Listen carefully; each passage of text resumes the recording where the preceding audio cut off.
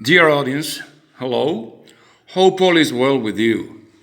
In this recording and the next, I will go over the English language in light of some biological concepts. But first, it is my duty to clarify this has been done before many times. I don't want to sound ananista in trying to make my listeners think I am reinventing the wheel. No, far from it. I am just one who likes to look at languages from this perspective and one who defends this approach. In this first recording, I look at the English language through the lens of the founder effect. What is this? What is the founder effect? Let me read some definitions, and the sources will be shown at the end of the presentation. Definition number one. In population genetics, the founder effect is the loss of genetic variation that occurs when a new population is established by a very small number of individuals from a larger population. Definition number two. The founder effect is a phenomenon that occurs when a small group of individuals becomes isolated from a larger population. Regardless of what the original population looked like, the new population will resemble only the individuals that founded the smaller, distinct population. And the last one, founder effect is the loss of genetic variation that occurs when a small group of individuals is separated from a larger group and then establishes a new population. Well, reading the definitions makes it apparent that taking this approach implies tracking the subject matter, in this case English, along its history. But I will be brief. The history of the English language is divided into three periods: Old English, Middle English, and Modern English.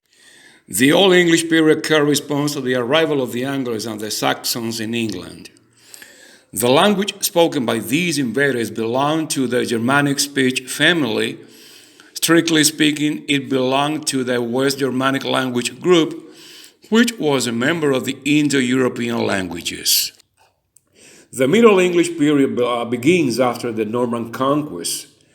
Anglo-Norman French had been the language of the king and the nobility for 3 centuries, until Henry IV came to the English throne in 1339. And the modern English period began in the late 14th century and was completed in about 1550.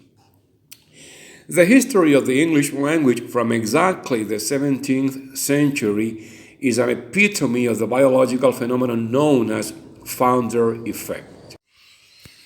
The founder effect of the English language began as early as 1607 with the Jamestown settlement in the colony of Virginia, followed by the Plymouth colony in 1620 and the Massachusetts colony in 1630.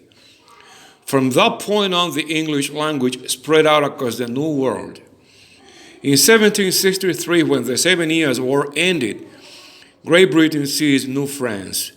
The current territory of Canada and beyond, Florida, some Caribbean islands, and an important portion of India. By the way, Lenin defined the 1898 Spanish-American-Cuban War as the first imperialist war. But, with all due respect, I wonder whether the 7 Years' War was not also an imperialist war. Queen Victoria ascended the throne in 1837 and reigned until 1901. These years meant the emergence and reinforcement of Great Britain as the world's superpower.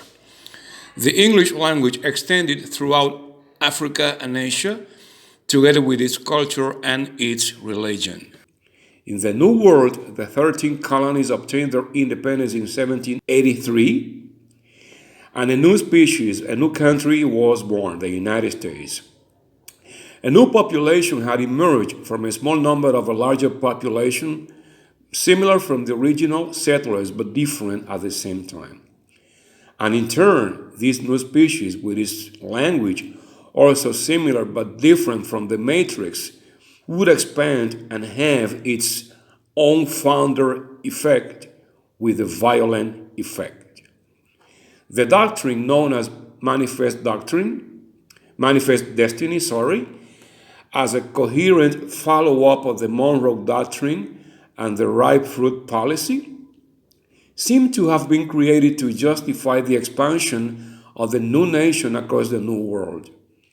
In line with it, the United States took the Native Americans away from their homes, expanded at the expense of France, expropriated Texas, and went to a war with Mexico, as a result of which they won an additional 525,000 square miles, which included the present California, Arizona, Colorado, New Mexico, Nevada, Utah, and Wyoming.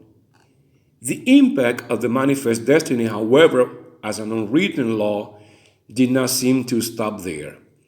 By the end of the 19th century, the English language brought by the New World superpower would arrive in Hawaii and the Philippines.